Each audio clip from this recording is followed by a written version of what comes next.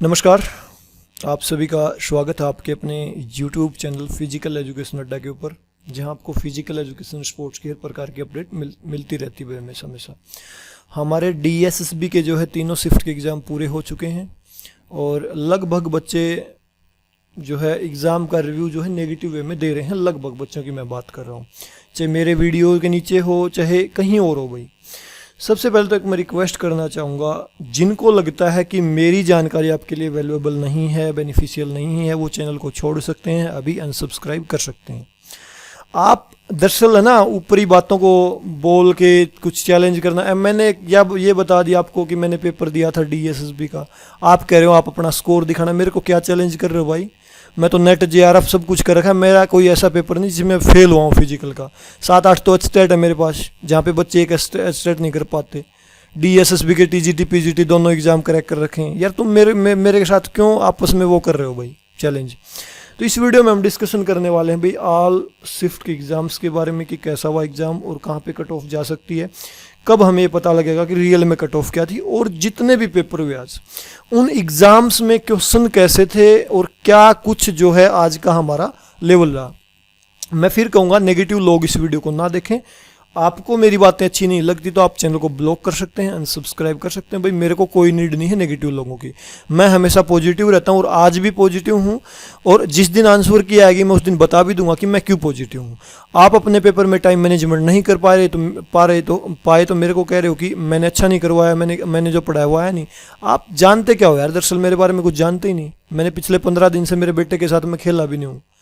सिर्फ मैं हर रोज़ वीडियोज बनाना, अपने कमरे से बाहर नहीं निकलना सुबह से लेकर शाम तक।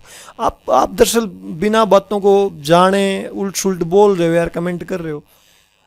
नंगड़ आदमी यार तुम रियल में, मैं किसी की नहीं रखता। मेरे पास फ़ोन करो अपनी अगर आपकी इतनी औकात है तो मैं क्या हूँ पता चल जाएगा। नंबर लो, अपना नंबर दो, मैं करता हूँ। उल फजूल बोल रहे हो, कमेंट कर रहे हो यार उल्टे सीधे।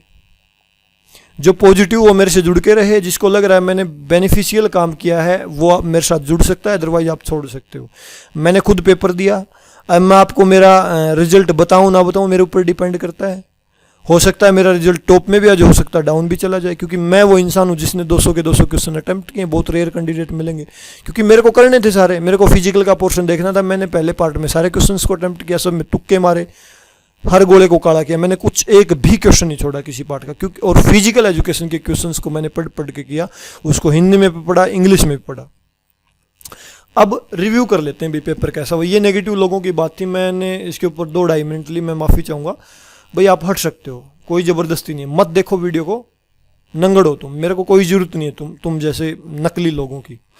सिर्फ जो पॉजिटिव हैं, जिनको लगता है मैं ठीक जानकारी देता हूँ, वो जुड़ के रह सकते हैं। अब तीनों शिफ्ट के एग्ज़ाम्स की बात करें कि एग्ज़ाम दरअसल कैसा था। मैं सुबह से एक बात कर रहा हूँ, मैंने सुबह भी कहा था पहली शिफ्ट के एग्ज़ाम के बाद, दूसरी शिफ्ट के बाद भी, कि पेपर एवरेज था भाई, पेपर एवरेज था। मैं ये क्यों कह रहा हूँ पता है? आपने पूरे क्वेश्चंस को ध्यान से पढ़ा नहीं, आपने स्टेटमेंट देख ली और उसके बाद लगाए तो टफ क्वेश्चन है। बहुत सारे बच्चे कह रहे हैं कि नेट का पेपर था। पता है आपको, आपने फिर नेट का पेपर देखा नहीं है। मैं आपसे पूछूं कि आपके पेपर में साइकोलॉजी के क्वेश्चंस थे? स्टेटमेंट के, साइकोलॉजी के नहीं थे ना, साइकोलॉजी के, फिजियोलॉजी के स्टेटमेंट के क्वेश्चंस थे आपके पेपर में। अच्छा, रिसर्च के क्वेश्चन थे आपके पेपर में? मैंने JRF कर रखा, मैं जानता हूँ नेट का पेपर कैसा आता है, कहाँ से आता है, क्या आता है। कथन और निष्कर्ष थे क्या आपके पेपर में जैसे नेट में आते हैं? आपके पेपर में क्या थे? डायरेक्ट क्वेश्चन थे। कैसे थे? मैं एग्जाम्पल के तौर पे आपको बता भी सकता हूँ। मेरे पास बहुत सारे फ़ोन आ गए, मैंने उनको एक ही उदाहरण दिया बार बार कि फॉर एग्जाम्पल कबड्डी की आप टीम लगाइए, आपको क्वेश्चन दे दिया कि कबड्डी से निम्नलिखित में से कौन सी बात संबंधित है। नीचे दे दिया ऑप्शन 1 दे दिया कबड्डी में 7 प्लेयर होते हैं, फिर दे दिया कबड्डी में 5 प्लेयर सब्स्टिट्यूट हो सकते हैं, फिर दे दिया जब ग्राउंड के ऊपर टीम के, विपक्षी टीम के 6 या 7 प्लेयर होंगे तो बोनस दिया जाएगा। नीचे ऑप्शन दे दिया, ऑप्शन ए ओनली 1 ठीक है, नीचे फिर दे दिया बी 1 ठीक है, 2 ठीक है, तीनों ठीक है। भाई तीनों ऑप्शन में दे दिया, फिर दे दिया केवल 2 और 3 ठीक है। अब बताओ रिटर्न आप किसके साथ जाओगे? बी के साथ। ये रीजनिंग का क्वेश्चन है, फिजिकल को रीजनिंग टाइप दिया गया था, आप इसको हार्ड नहीं कह सकते भाई। एक बात और, अब आपके फिजिकल में 100 क्वेश्चन थे, नंबर 1 बात। पहले पार्ट में लगभग जिस बच्चे ने अच्छी तैयारी की वो 50+ स्कोर के ऊपर है भाई। जिसने भी अच्छी तैयारी की वो 100% 50 को क्रॉस करा प्रथम पेपर में। मैं वो भी बताऊंगा आपने जो है गड़बड़ कहाँ की, हमारे साथ झोल कहाँ पे हुआ, जो लास्ट तक नहीं पहुंच पाए वहाँ झोल कहाँ पे। टाइम मैनेजमेंट देखो किया कैसे जाता है, वो इंडिविजुअल डिफरेंसेस भी हो सकते हैं, इसको इतना फील करने की भी जरूरत नहीं है आपको कि मैं जो बता रहा हूँ वहीं सही हो। मैं अंतिम सत्य नहीं हूँ, मैं फिर कह रहा हूँ मेरे से आगे भी कुछ सत्य हैं जहाँ पे पहुँचने के लिए बहुत संघर्ष करना पड़ता है। ठीक है, हर बच्चे के 50+ है। दूसरे पार्ट में 20 नंबर का जो पार्ट था वो सबका ईजी था, जहाँ पे 15+ स्कोर किया जा सकता था। लास्ट में था ये पार्ट, सबके लगभग हर किसी के लास्ट में था। मेरा जो पेपर था उसमें लगभग 18 नंबर आ सकते थे, ऐसा पार्ट था भाई। जिसने अच्छी तैयारी की होगी, जिसने कंप्यूटर पढ़ रखा होगा, गेम्स की मेजरमेंट पढ़ रखा होगा, आ सकते हैं। 18 नंबर आप यहाँ ले रहे हो और उसके बाद आपके पास 80 नंबर बच जाते हैं अंडरस्टैंडिंग के। और अंडरस्टैंडिंग के नंबर ऑफ क्वेश्चंस ऐसे थे जहाँ पे आंसर था ऑल ऑफ दीज, लगभग क्वेश्चंस में ऑल ऑफ दीज जो आंसर बन रहा था लगभग क्वेश्चंस में भी ऑल ऑफ दीज। मतलब ऑल ऑफ दीज कैसे, मैं इसको क्लैरिफाई कर दूं, ज़्यादा कंफ्यूज होने की जरूरत नहीं है आपको। इसको मैं क्लैरिफाई कर दूंगा कि कैसे था ऑल ऑफ दीज लगभग क्वेश्चंस में राइट आंसर, मैं वो आपको बता दूंगा। बिल्कुल भी हमें कंफ्यूज नहीं होना है। कैसे था देखो, बहुत सारे क्वेश्चंस में ऐसे था ओनली ठीक होगा, नाइदर 1 नाइदर 2, इस प्रकार से थे बहुत सारे क्वेश्चन। तो बहुत सारे क्वेश्चंस में जो ऑप्शन थे ना बोथ 1 और 2, इस प्रकार से ये राइट आंसर बन रहे थे। अगर आपने मैक्सिमम क्वेश्चन के जो है राइट आंसर ये किया ना ऑल ऑफ दीज, या 1 भी ठीक है, 2 भी ठीक है, 3 भी, मतलब सभी ऑप्शन ठीक है, तो लगभग मैं मानता हूं कि आपका स्कोर अच्छा रहने वाला है। देखो आंसर की आएगी पता चल जाएगा, मैं उस दिन फिर लाई आऊंगा, आपको दिखा भी दूंगा कि मैं कितना सही हूं। अब भी देखो भाई, आंसर की बिल्कुल ही हमारे विपरीत चले जाए कि मैक्सिमम क्वेश्चन के आंसर ये ना हो ऑल ऑफ दीज, तो हमारे लिए खतरे की घंटी। फिर डीएसएसबी को 150 कैंडिडेट भी नहीं मिलने वाले भाई, फिर डीएसएसबी को 150 कैंडिडेट भी नहीं मिलने वाले अगर आंसर हमारे खिलाफ चले गए तो। अगर आंसर ये रहे मैक्सिमम क्वेश्चन के ऑल ऑफ दीज, फिर नोट डाउन कर लेना, जर्नल की कट ऑफ 90+ जाएगी। मैंने एक यहाँ पे शर्त रखी है कि नंबर ऑफ क्वेश्चन के आंसर अगर ऑल ऑफ दीज रहे तो, क्योंकि जितने भी स्टेटमेंट के क्वेश्चन थे ना उनमें जो है आंसर यही बन रहा था ऑल ऑफ दीज, या बोथ 1 और 2, या नाइदर 1 और 2, ऐसे क्वेश्चन से लगभग में तो पॉजिटिव आंसर था। अगर आंसर मैक्सिमम आंसर की में ये रहे तो फिर 90+ कट ऑफ जाएगी, क्योंकि पहले पेपर में हमने क्या किया 50+ स्कोर किया है हर बच्चे ने, और 50+ स्कोर अगर नंबर ऑफ क्वेश्चन के आंसर यहीं रहे तो लगभग बच्चे दूसरे पार्ट में 45+ स्कोर कर रहे हैं। अगर किसी ने पहले 60 क्वेश्चन भी किए ना, वो भी 45 ले जाएगा वो बच्चा। क्यों ले जाएगा? क्योंकि हर किसी ने नंबर ऑफ क्वेश्चन के आंसर ऑल ऑफ दीज दिए हैं भाई, लगभग ऑल ऑफ दीज दिए हर बच्चे ने। अब कोई बच्चा फॉर एग्जांपल 70 क्वेश्चन कराया, उसके 20 भी गलत हो गए तो भी 45 नंबर वो लिए हुए हैं। 60 कर दिए, उसके 10 क्वेश्चन गलत हो गए तो उसके कितने कटेंगे? 3 नंबर और कट जाएंगे, फिर भी वो 47 पे है।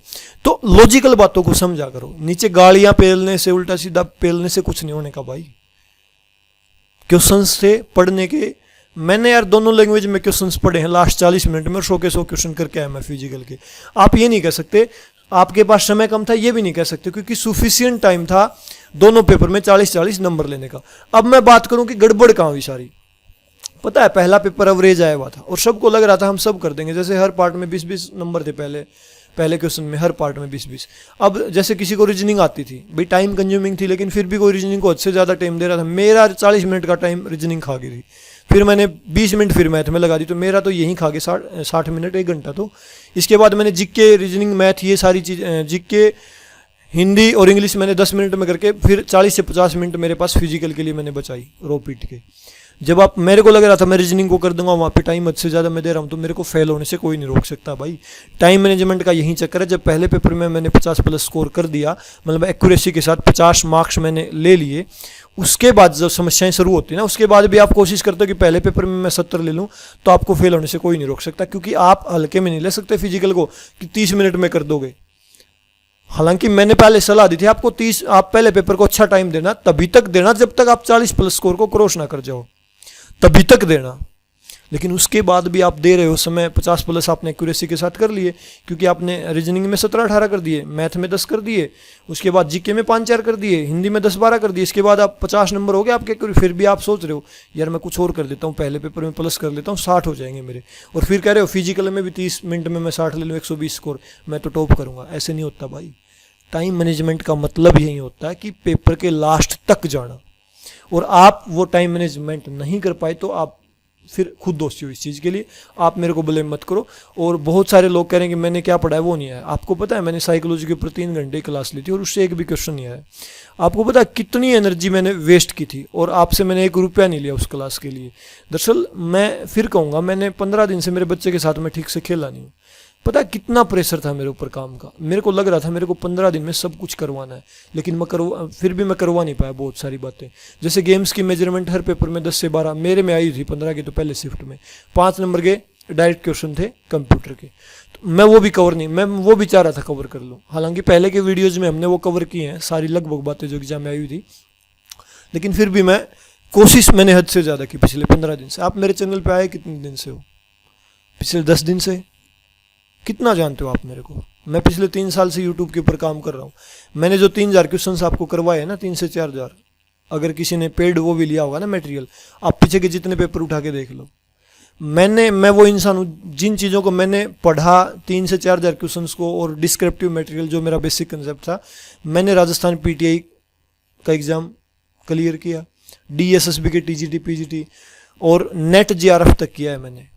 इन्हीं चीज़ों को, इन्हीं स्टेप्स को उठा के मैं आपको वो स्टेप्स फ्री ऑफ कॉस्ट बता रहा हूँ और आप उसके बदले में ऐसे रिस्पॉन्स दे रहे हो मेरे को। आप लायक ही नहीं हो दर्शक, ठीक है। और आप कह रहे हो आपका पढ़ाया हुआ कुछ आया नहीं। मैंने आपसे कुछ लिया तो नहीं ना, मैंने आपको नॉलेज दी है।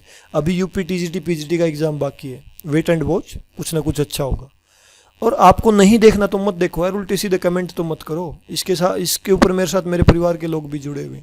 एक तो लिख रहा था कुछ चूतिया मूतिया, मैं स्ट्रेट बोलता हूँ, मैं कोई शर्म नहीं करता भाई। यार तुम्हारी औकात नहीं इतनी कि मेरे साथ आप गाली गलौज करो या नेगेटिव कमेंट करो। किसका पढ़ाया हुआ क्या आया? आपने कहीं पे 20,000 में कोचिंग ले लेते, वो भी आपको यहीं पढ़ाते, साइकोलॉजी वगैरह यहीं पढ़ाते ना, साइकोलॉजी वगैरह वो भी तो साइकोलॉजी वगैरह ही पढ़ाते आपको। वहाँ से कुछ नहीं आया। मैंने आपको 3 घंटे की फ्री ऑफ कॉस्ट आपकी क्लास ली, वहाँ से नहीं आया तो इसमें मेरा क्या फॉल्ट है यार? पीछे के पेपर उठा के देख लो आप, जितने भी DSSB के हुए वो सारे इन्हीं क्वेश्चंस में से आए, 3 से 4000 क्वेश्चंस में से। अब पेपर किसका क्लियर होगा पता है? जिसका बेसिक कंसेप्ट क्लियर है, जिसका बेसिक कंसेप्ट क्लियर है प्लस ऑब्जेक्टिव टाइप क्वेश्चन जिसने पढ़े। ऑब्जेक्टिव टाइप क्वेश्चन से बहुत सारे कंसेप्ट क्लियर होते हैं, आपको ये सेंस होनी चाहिए। अब एक क्वेश्चन मेरी उसमें था, निम्न में से कौन सा जो साइनोवियल जॉइंट का उदाहरण नहीं है? नीचे ऑप्शन दे दिया, ए पे दे दिया सैडल, बी पे दे दिया शायद वो साइनोड्रोसिस करके कुछ था, सी पे दे दिया पीवट जॉइंट, फिर दे दिया डी पे बाल एंड सॉकेट जॉइंट। अब बताओ कौन सा नहीं था? तो बी ऑप्शन होगा यहाँ पे। नीचे ऑप्शन दे दिया, दिए गए ऑप्शंस में से 1 भी ठीक है, 2 ठीक है, ओनली बी ठीक है। तो आप किसके साथ जाओगे? इस पेपर को मुश्किल कौन कह रहा है यार? टाइम मैनेजमेंट हम नहीं कर पाए तो पेपर को मुश्किल कह सकते हैं, लेकिन अगर टाइम आपने मैनेज कर लिया तो पेपर बिल्कुल भी मुश्किल नहीं। मेरे पास तो एक ऐसे बच्चे का फ़ोन आया जो फिजिकल में 88 क्वेश्चंस को करके आया है और पहले पेपर में भी 70 के लगभग क्वेश्चंस को करके आया है और वो खुश है कि उसका पेपर अच्छा हुआ है। नहीं, बहुत सारे बच्चे ऐसे हैं और जिनकी हो सकता है मैंने मदद भी नहीं किया, फ़ोन पे बात की हो मैंने, उनकी हेल्प भी नहीं की हो। बातों को पकड़ना सीखो यार, कोई भी मुंगली गुट्टी किसी के पास नहीं होती है। यूट्यूब एकमात्र आपकी हेल्प कर सकता है, आपकी तैयारी में प्लस पॉइंट को जोड़ सकता है, लेकिन आप सिर्फ यही सोचो कि मैं यूट्यूब से ही कुछ कर पाऊँ, यूट्यूब से, तो वो नहीं होगा। मैंने फिजिकल एजुकेशन के 10-12 एग्जाम क्रैक कर रखे। मैंने एग्जाम की तैयारी की उस टाइम पर मैं यूट्यूब से नहीं पढ़ता था, उस टाइम पे यूट्यूब का कोई था ही नहीं बंदा यूट्यूब के ऊपर फिजिकल एजुकेशन का, मैं सेल्फ स्टडी करता था। ये प्लस पॉइंट है, जब आप फ्री बैठे हो तो सुनो। प्रैक्टिस सेट आ रहे हैं, एक का तो ये भी आया हुआ था जो हमारी बुक है ना, मिक्स बैग, सूरज भाई साहब की जो बुक है वो, कि मैंने आप जो प्रैक्टिस सेट करवाते उससे करवाते और उस बुक से एक भी क्वेश्चन नहीं आया हुआ था, मैंने वो एक साइड रख दी थी। मैंने कब रिकमेंड की थी भाई आपको बुक DSSB के लिए? मैं जो हमेशा रिकमेंड करता हूँ ना, ML कमलेश, AK उप्पल, RK गुप्ता, एक जो संजय मलिक की भाई साहब की बुक है वो बुक, मैं हमेशा यही बुक रिकमेंड करता हूँ। और इन बुक से जो कह रहा ना कोई बच्चा इन बुक से क्वेश्चंस नहीं थे, कभी मेरे पास बैठ के पढ़ो इन बुक्स को डिटेल में, हर क्वेश्चंस वहीं से था, बस आपको डिटेल पता होनी चाहिए। ऊपर एक बात दे दी, उसके नीचे 4 विशेषताएं दे दी, तो वो विशेषताएं आपको पता होनी चाहिए इससे संबंधित। अब टीचिंग मेथोडोलॉजी की कोई विशेषता दे दी, कोच की विशेषता दे दी, भाई कोच को किस चीज़ का ज्ञान होना चाहिए। एक तो उसको टैलेंट आइडेंटिफिकेशन का ज्ञान होना चाहिए, एबिलिटी पहचानने का ज्ञान होना चाहिए। इस प्रकार की बातचीत, अगर इस प्रकार के ऑप्शन दे दिए तो आपको कॉमन सेंस होनी चाहिए कि कोच के अंदर क्या क्या क्वालिटीज़ होनी चाहिए। वहाँ पर आपकी रीजनिंग एबिलिटी काम करती है, एब्स्ट्रैक्ट थिंकिंग वहाँ पर आपकी काम करती है। तो यार बातों को समझना सीखो। मैं ज़्यादा समय नहीं लूँगा। 3rd शिफ्ट का एग्ज़ाम भी सेम था जैसा पहली 2 शिफ्ट का था, कौन सी भी शिफ्ट में कोई भी चीज़ नहीं चेंज हुई, लगभग पेपर का पैटर्न समान था। और पहला जो पेपर था सभी शिफ्ट का ईजी था। मैं कहूँगा जिसने अच्छी तैयारी की है पिछले 3-4 महीने से वो इजीली 50+ स्कोर कर जाएगा। कुछ बच्चे कह रहे हैं कि इंग्लिश इजी नहीं थी। देखो इंग्लिश इजी थी, डायरेक्टली एंटोनियम सिनोनियम दे रखे थे, मैं उसको टफ नहीं मानूंगा। अगर आपने तैयारी कर रखी तो आप इजीली कर दोगे। हिंदी बिल्कुल एवरेज थी, हिंदी में जो है पैराग्राफ के 5 नंबर फ्री के थे। इंग्लिश में भी मानो आप भाई पैराग्राफ हो सकता मुश्किल, क्योंकि मैंने पढ़ा नहीं, हिंदी के हिसाब से अनुमान लगा कि हो सकता है इंग्लिश में भी इजी हो। मैंने पैराग्राफ में तुक्के मारे थे इंग्लिश में, क्योंकि मेरे को फिजिकल देखनी थी, लास्ट तक जाना था, क्योंकि मैंने यूट्यूब के ऊपर पिछले 15 दिन से मेहनत की थी और मैं खुद जांचने के लिए गया हूँ पेपर में क्या आया था क्या नहीं। आप दरअसल यार मैं प्रैक्टिकल आदमी हूँ, मेरे को कोई मतलब नहीं, मैं किसी और का रिव्यू नहीं ले। पहली शिफ्ट में मेरा पेपर था और मैंने उसके बेस पर रिव्यू दिया था कि पेपर दरअसल क्या था। पेपर इजी था लेकिन लेंथी था। लेंथी होना और इजी होना दोनों में बहुत ज़्यादा डिफरेंस है। लेंथी होना, लेंथी आपकी स्पीड ज़्यादा है पढ़ने की समझने की, तो वो ईजी आपके लिए, ठीक है, तो मुश्किल नहीं था पेपर। और दूसरे पेपर की बता दी भाई, सब्जेक्ट में डायरेक्ट क्वेश्चन बहुत कम थे। हाँ स्पोर्ट्स के जो क्वेश्चन थे वेरी इजी, जिसको कभी DSS भी देता भी नहीं है। जब मैं आंसर की आएगी ना, आपको 50 क्वेश्चन ऐसे दिखाऊंगा जिनके क्वेश्चन डायरेक्टली आंसर बनते हैं। आप ये कहोगे ये क्वेश्चन करके तो मैं पास हो जाता है, मैंने पहले क्यों नहीं देखे। मैं आपको 50 क्वेश्चन दिखाने वाला हूँ ऐसे, जब आंसर की आएगी तीनों शिफ्ट में। गेम के डायरेक्ट क्वेश्चन थे, स्टेटमेंट बहुत ज़्यादा थी लेकिन इजी थी, एवरेज थी। लगभग के क्वेश्चन बन रहे थे ऑल ऑफ दीज। जितने भी बच्चों से मेरे रिव्यू या जो मानते हैं भाई मेरे को, जिन्होंने मेरे पास फ़ोन किया, वो ये कह रहे हैं कि ऑल ऑफ दीज आंसर बन रहे थे और मेरी भी कॉमन सेंस यही करी थी।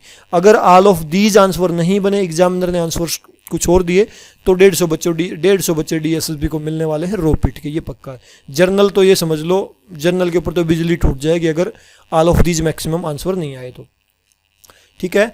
और ओवरऑल एवरेज था बट लेंथी पेपर था, ये बात मैं मानता हूँ। फर्स्ट पेपर में जीके करंट बहुत कम दी थी भाई, जो उम्मीद हमने PGT से की थी वो यहाँ नहीं आई। मैथ रीजनिंग के डायरेक्ट क्वेश्चन थे, रीजनिंग थोड़ी सी लेंथी थी, लेकिन आपने प्रैक्टिस अच्छी कर रखी तो मैं उसको लेंथी नहीं मानूंगा भाई। हिंदी इंग्लिश के क्वेश्चन जो है ईजी थे और पैराग्राफ दिए हुए थे। तो ओवरऑल मैं फिर लास्ट में दोहरा दूँ कट ऑफ क्या रहेगी। और मैं एक रिक्वेस्ट करूँगा, नेगेटिव लोग दूर रहे इस वीडियो से, प्लीज़ मत देखना यार।